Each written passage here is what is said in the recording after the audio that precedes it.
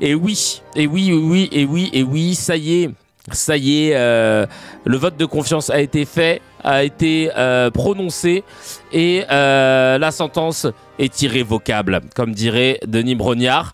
Alors, on va commencer cette news HMD par une première. J'en ai deux en vrai. Je commence par une toute petite. J'ai reçu un texto d'un gars qui s'appelle Michael et qui vient d'avoir des jumelles, Anna et Zoé. Donc, félicitations. Mais je n'ai pas le numéro du gars enregistré sur mon répertoire, donc je ne sais pas qui tu es, Michael, si jamais tu m'écoutes.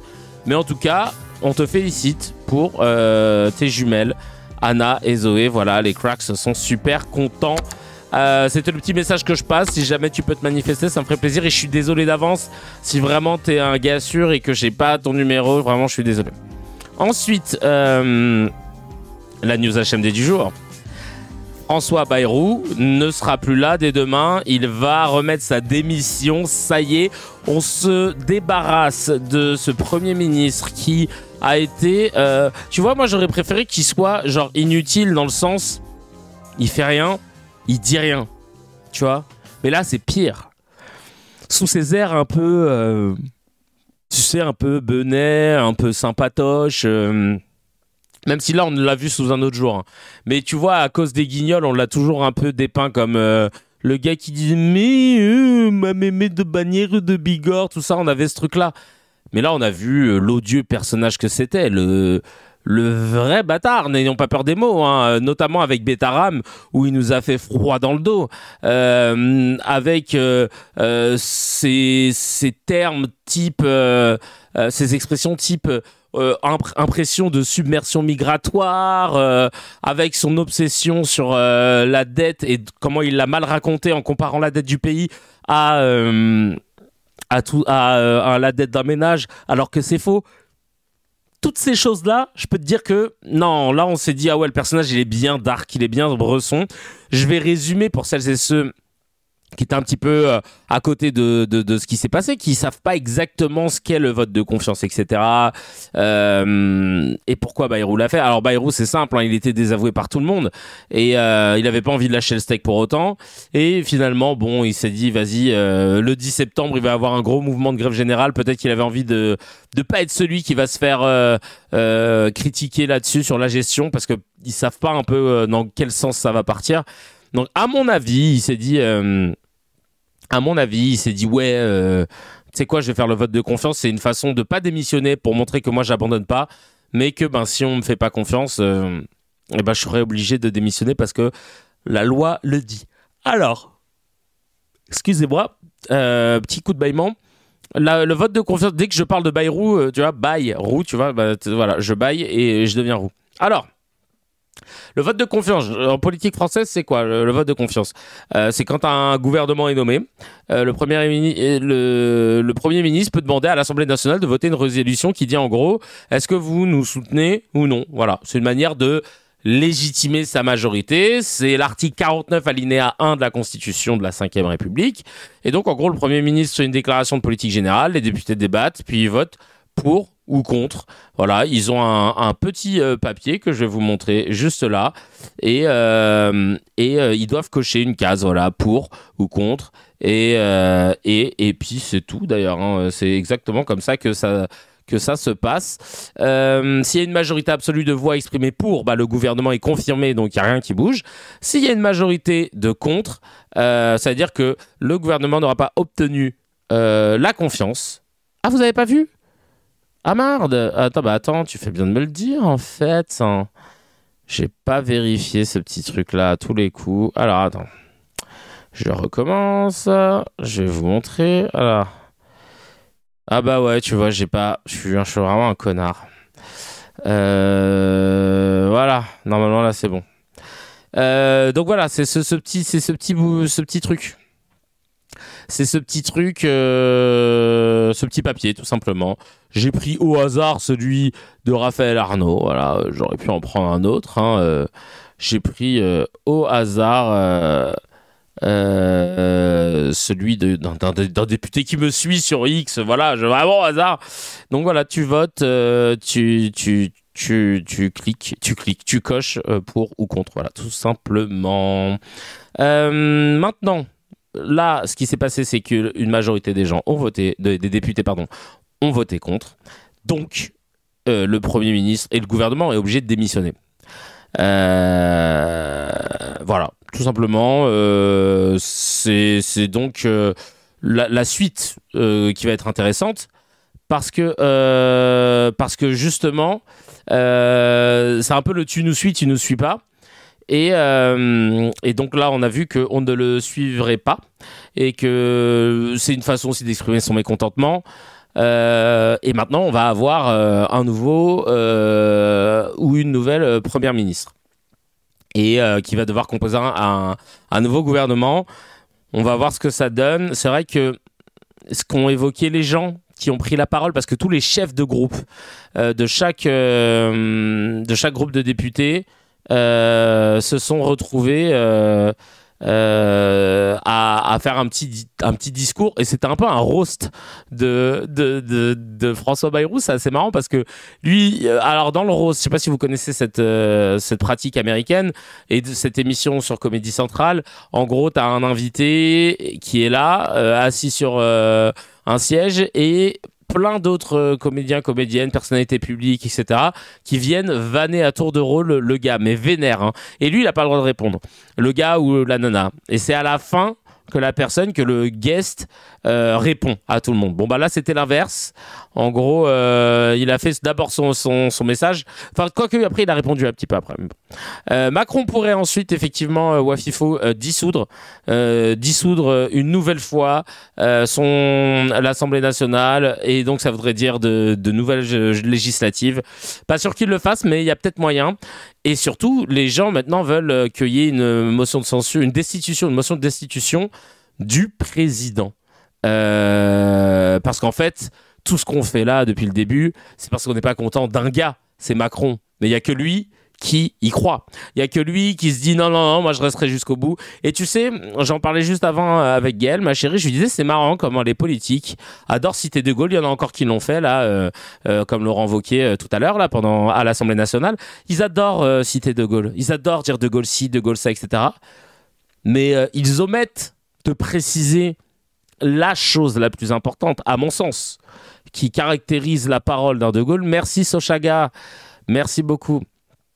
Ouais, 1 an, purée de pommes de terre. 1 an, merci beaucoup Sochaga. Et en fait, ils omettent quelque chose, c'est que De Gaulle, quand il proposait un référendum, souvenez-vous, il disait si les Français refusent, si les Français votent non, je démissionne. Et en 1969, si je dis pas de bêtises, 68, pardon, le référendum qu'il a proposé s'est fait retoquer par le peuple qui a voté non majoritairement. Il a démissionné le lendemain. Et il a tenu sa parole. Il n'y a pas eu de nanani nanana. Il a tenu sa putain de parole. Là où tous les politiques, ils adorent te citer du De Gaulle, mais par contre, pour se dire, tiens, partir quand on dit qu'on partira, partir quand on est désapprouvé par le peuple, non, que nenni, non, ils veulent à tout prix préserver leur place, préserver leur mandat, leur privilège, avoir la possibilité de pouvoir retomber sur un autre poste important, et c'est ça qui me rend ouf en fait.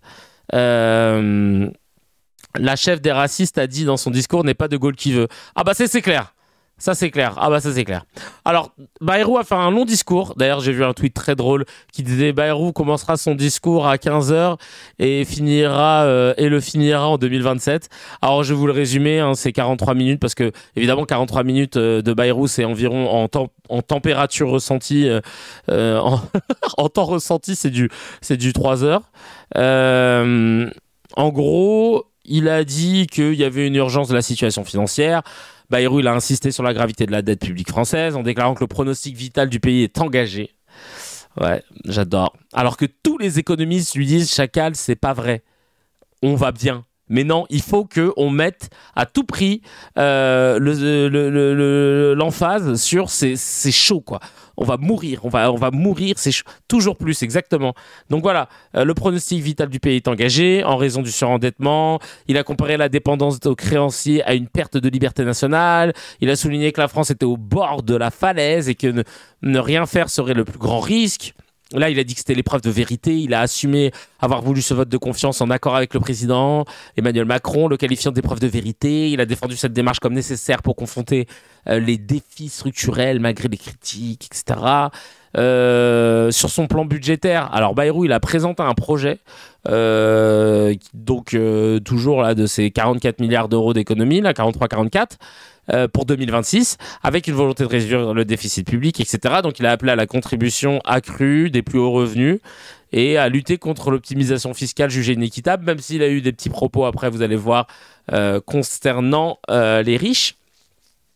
Niveau immigration, justice sociale, alors il a abordé l'immigration en promettant des mesures pour éviter les injustices envers les citoyens français. Il a promis d'examiner ça. Il a également placé la sécurité et la justice comme premier devoir d'État, notant que l'insécurité touche principalement les plus fragiles, tout ça.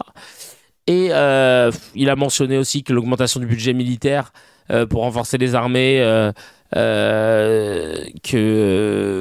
gros, il a dit cette exigence, il a comparé cette exigence à celle de la gestion de la dette. Voilà. Il a aussi évoqué la jeunesse, décrivant une génération asservie par le sentiment d'un avenir incertain, notamment sur les retraites et tout. Et là, il a donné un défi aux députés. Tu vois, il a dit conscient de l'issue probablement défavorable du vote. Il a lancé aux députés « Vous pouvez renverser le gouvernement, mais pas effacer le réel », soulignant que le défi budgétaire et la dette persisteraient malgré un changement de gouvernement. Évidemment, il nous a sorti tout ça, donc très solennel, hein, axé sur l'urgence historique plutôt que les enjeux électoraux, machin. Il défend sa vision, machin. Bref. Et donc là, c'est le premier chef de gouvernement de la 5e République à tomber sur un vote de confiance. Voilà. Ton Bayrou parle trop vite là. Ouais, non, j'avoue, je l'ai fait trop vite, trop basé, trop. Et ensuite, il y a tous les chefs de groupe qui sont venus faire leur petit discours, à commencer par Boris Vallaud pour le PS, ensuite Laurent Wauquiez, qui lui, pour le coup, a shout-out Bayrou, parce que je crois qu'ils ont voté pour. Le LR. Bayrou voudrait être Roosevelt alors que c'est Dagobert. Oh, le bâtard. Et en fait, donc, on a eu le droit à la retransmission en direct des discours. Sauf pour Cyrielle Châtelain. Et pour d'autres, d'ailleurs, ben, ça m'a fait trop rire parce qu'on a eu Boris Vallaud. Ensuite, on a eu Laurent Wauquiez. Et quand c'est arrivé à Cyrielle Châtelain, Europe Écologie Les Verts, tous les plateaux télé, mais sans aucune exception, hein, France Info, CNews, BFM, LCI, sont tous repassés sur leur plateau. On laissait genre en petit encadré, tu sais, en mode ils ont laissé la vidéo en fond, mais en coupant le son, et ils ont commencé à commenter. Oui, bon, bah là, ce qu'on vient de voir, c'est que Laurent Wauquiez, machin, et personne n'a qu'à la Cyrielle Châtelain. Je trouve ça, mais scandaleux. C'est vraiment des bâtards. Vraiment, ils l'ont coupé en mode oui, bon, ouais, on s'en fout. Voilà. Attendez, nous, parce qu'on n'est pas des méchants, on va vous mettre le petit, un petit bout, hein, du passage de Cyrielle Châtelain, tiens. Parce que vraiment, ils l'ont pas respecté du tout. Il ne doit plus être possible de gouverner pendant des mois sans avoir demandé un vote de confiance. Il ne doit plus être possible d'imposer les choses par 49.3. C'est notre engagement. Un gouvernement de gauche doit demander immédiatement le vote de confiance et renoncer au 49.3. Nous l'avons entendu dans l'intervention de M. Wauquiez, le socle gouvernemental est déjà en train de se disloquer. Ils ne savent que voter sur ce vote de confiance. Cela renforce l'isolement présidentiel et l'hyper-présidentialisme d'une 5e République à bout de souffle. Alors, Monsieur le Président de la République, puisque vous êtes le point de blocage, entendez que la cohabitation décidée par les Français depuis déjà plus d'un an s'impose à vous. Il ne doit plus être Ouais, bah c'était cool, hein. En plus, ça avait l'air cool. Mais c'est pas sympa ce qu'ils lui ont fait. C'est pas sympa. Pas sympa, pas gentil. Alors que l'autre, on l'a eu, hein, le Bayrou, tout ça, bah, évidemment. Bienvenue à toi, Kempachi. Ça fait longtemps qu'on t'a pas vu. On est trop content de te voir de retour. Autre discours, ce sont les riches qu'il faut faire payer. Bernard Arnault est devenu figure emblématique. Lui et ses semblables sont devenus les cibles emblématiques d'une pensée magique. Ils sont comme ces poupées vaudou dans lesquelles on plante des aiguilles pour les atteindre, j'imagine, au portefeuille. N'importe quoi. On m'accordera que je ne suis ni un défenseur attitré, ni un stipendié de ces réussites. On oublie deux choses essentielles. La première est qu'un pays comme le nôtre a besoin d'investisseurs. Le 1% des plus hauts contribuables assume une large part de l'investissement privé dans l'appareil productif en France. Merci beaucoup, stipendié. Stipendié égal corrompu, merci beaucoup. Dans le monde de frontières ouvertes où nous vivons, ceux qui sont ciblés ont une réplique très simple et très immédiate. Ils déménagent. Mais c'est faux! Mais c'est faux! Arrêtez avec ça, s'il vous plaît, Seigneur Jésus, Marie-Joseph. Oh là là là là! C'est faux! Combien de fois vous allez nous le sortir, cet argument des riches qui fuient si on les traite mal? Il y en a que 0,2% des ultra-riches songent à partir si jamais les impôts augmentent. La baisse du PIB, elle serait de 0,03% du pays, de 0,03% si demain les 500 fortunes les plus riches françaises partaient. Alors faut arrêter avec ça en fait. Et même s'ils déménagent, leurs entreprises elles restent, donc on s'en fout, exactement Khalil. Non mais en plus tu déménages pas comme ça chacal, c'est compliqué. Puis surtout que la taxe Zuckman elle proposait une extraterritorialité de 5 ans, donc même pendant 5 ans il serait obligé de khalas, il serait obligé de payer en partant. Non mais il faut qu'ils arrêtent à chaque fois. À force de répéter ce truc-là, moi je tombe sur des gens, des proches, qui me ressortent ce discours-là. Ouais, mais ils vont se barrer, mais il n'y a jamais eu ce cas de figure. Et même quand les gens ont voulu sortir des chiffres par rapport au Royaume-Uni avec les noms d'hommes, et ben en fait ils sont gourés. Enfin bref, il y a des chercheurs qui passent 35 heures, si ce n'est plus, par semaine à travailler sur le sujet. Écoutez-les, eux, en fait. Et c'est vraiment ce gros problème qu'on a en France dans la politique actuelle, c'est qu'on n'a que des gens qui gouvernent par l'opinion et qui veulent pas écouter les chercheurs, qui veulent pas écouter les gens qui passent leur temps à essayer de comprendre, à chercher, à sortir des chiffres. Mais purée de pommes de terre, il faut faire quelque chose. On peut pas gouverner sur l'émotion et donner des idées fausses comme ça, parce que vous vous rendez compte qu'après, voilà, on arrive à convaincre des pauvres que s'ils sont pauvres, c'est à cause de gens encore plus pauvres qu'eux. Oh, ça fait waouh. Ça fait chouaou. Ça fait chouaou. Non, franchement, c'est fatigant. Et je le couperai là, parce qu'il m'a saoulé. Et puis, de toute façon, il n'est plus Premier ministre. Voilà, donc on a le droit de ne pas respecter. Apparemment, selon les réseaux, Mathilde Panot qui elle est montée sur le perchoir pour parler au nom en tant que chef de groupe LFI. Apparemment elle a dit les termes en direct de la station thermale. J'ai quelques extraits, j'ai fait exprès de ne pas les écouter afin de pouvoir les découvrir ensemble. Alors c'est parti, on va écouter quelques panotisations. Jardiner, pouvoir aller au restaurant ou en week-end, admirer la mer ou un ciel étoilé. Oui. Déjà à son public. C'est un jour de soulagement pour des millions de Français. Soulagement que vous partiez, monsieur le Premier ministre, après vos mensonges face au scandale Betaram qui a mis des générations d'enfants en danger. Oh! Ça va péter! Ah ouais, ça y est, elle est déter. Ah, déjà, elle a dit les termes en direct Betaram. Ah, mon frère. Ah, tu me fais plaisir, Mathilde. Ah oui. Soulagement de ne plus avoir comme ministre de l'Intérieur un homme qui parle comme Pétain de français de papier et qui hurle à bas le voile. Oh!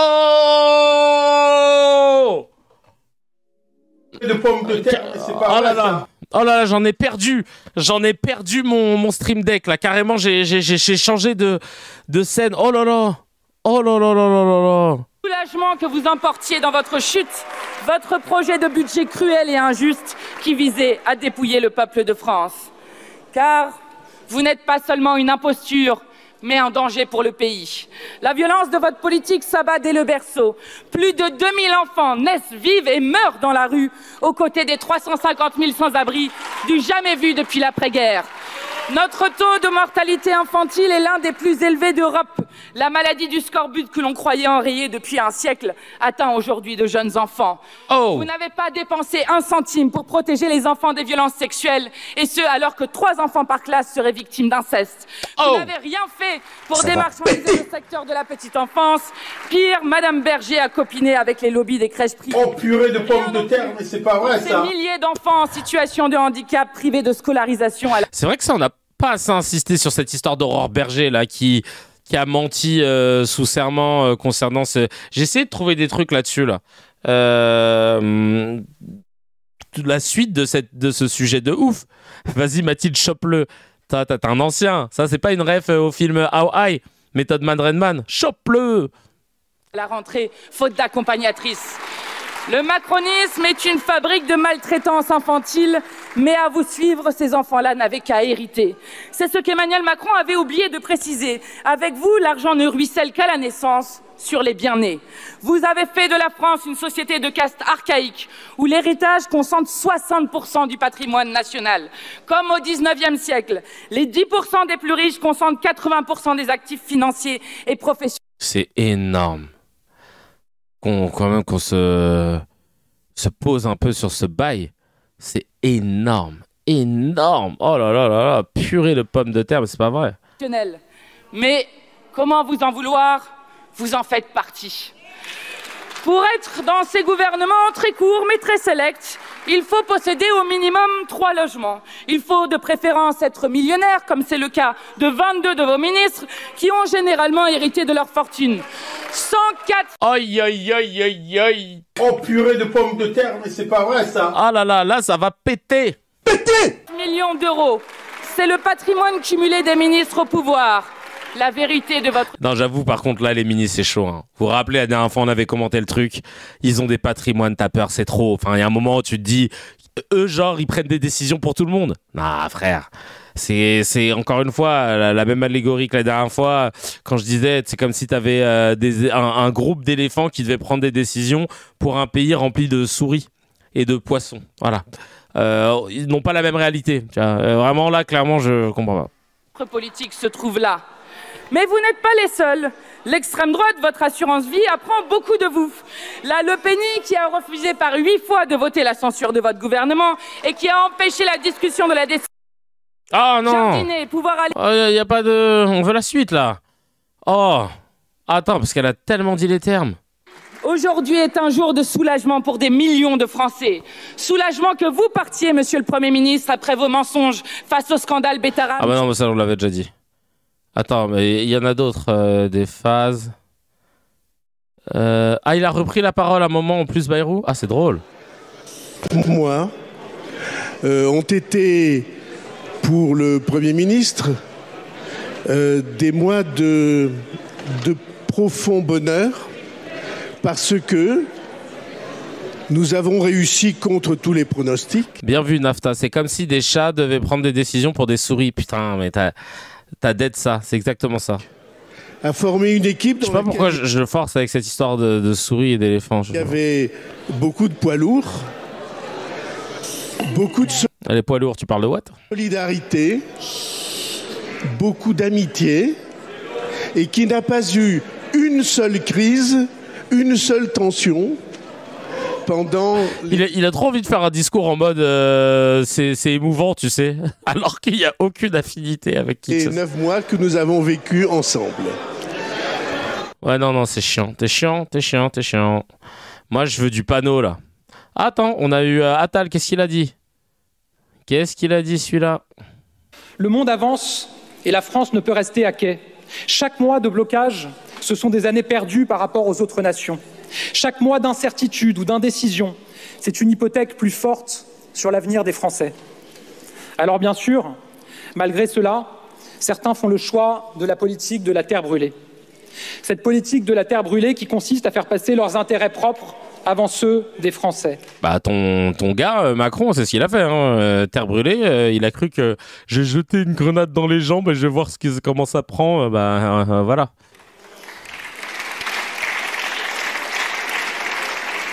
Ces derniers jours, une fois de plus, les postures ont supplanté l'intérêt général. Une fois de plus, il n'aura pas fallu 1 heure pour que certains avancent à l'unisson, mus par un programme commun, le désordre. Le désordre à tout prix, car seul le calcul politique compte. Avec un mépris absolu, ils appellent à faire revoter les Français, parce que les Français auraient mal voté et qu'ils leur expliqueraient comment il faut bien voter. Le monde avance. C'est de la merde, hein. Vraiment. Si jamais vous n'étiez pas sûr. Ah tiens, qu'est-ce qu'elle a dit, elle? Attends, je regarde juste, j'avais prévu quoi là derrière? Ah oui. Ce moment marque la fin de l'agonie d'un gouvernement fantôme, d'un gouvernement qui n'eut de gouvernement que le nom. En 8 mois, des ministres souvent invisibles ou transparents n'ont été capables de produire que 5 textes législatifs, dont 3 sur Mayotte en raison du dramatique épisode Chido. À l'évidence, le pays n'est pas gouverné. Est-il même seulement administré? Merci Titaïs. Dès lors, à quoi bon maintenir un gouvernement qui ne gouverne pas? Les Français ne s'y trompent pas, puisqu'ils sont 75% à souhaiter la censure de ce gouvernement. Et vous, monsieur le Premier ministre, vous êtes si habitué à la déconnexion de la représentation parlementaire avec l'opinion que vous vous étonnez que les députés, dans leur majorité, puissent exprimer cette volonté populaire. Nous vivons l'effondrement d'un système qui croit pouvoir tirer du constat scénarisé de ses échecs une nouvelle virginité politique. Faut-il fonctionner en vertu d'une pensée magique pour croire qu'une sorte de born-again, d'évangéliste américain, permettrait d'obtenir le pardon céleste et l'onction démocratique divine? Cette légitimité que le peuple... Moi, en tout cas, quand je serai député ou ministre, je vous promets que je ferai en sorte de faire toutes mes interventions de tête. Je trouve ça quand même nettement plus stylé. Tu parles dans l'hémicycle, de tête, tu regardes les gens, enfin, tu vois, tribun, quoi. Merde, vous faites chier avec vos fiches. Passant de l'échec ne reconnaît plus à des dirigeants faillis. En fait, il s'écoute parler, c'est ça qui rend ouf. Dirigeants de droite comme de gauche, vous êtes coupables. Et toi, du coup? Vous ne pouvez pas pleurer devant les caméras les conséquences des méfaits que vous avez vous-même commis. Mais toi, t'es pas dans le gouvernement, en fait? Ça va?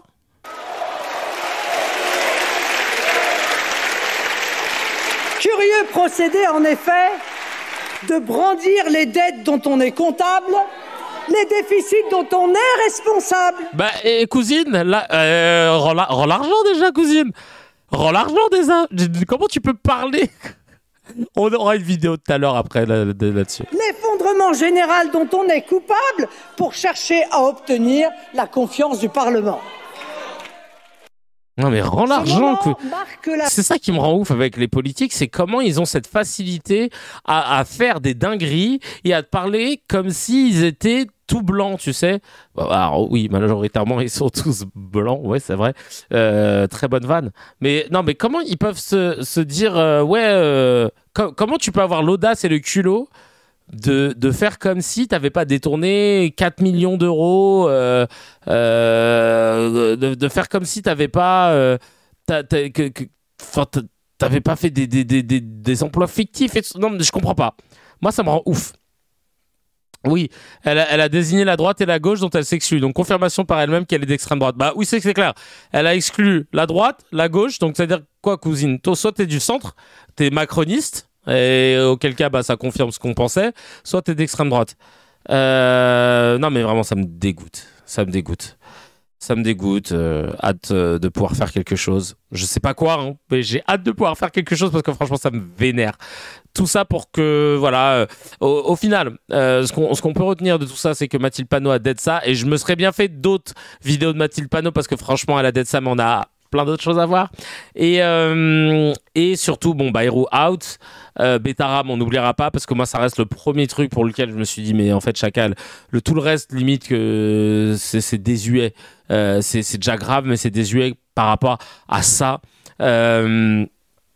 En fait, je pense que toutes ces choses qui se passent entre les dissolutions, les votes de confiance, etc., on a un point commun, une constante, c'est Emmanuel Macron. Et ça est censé être le prochain sur la liste si on veut repartir sur de bonnes bases. Enfin, de bonnes, je pense pas, mais sur d'autres bases.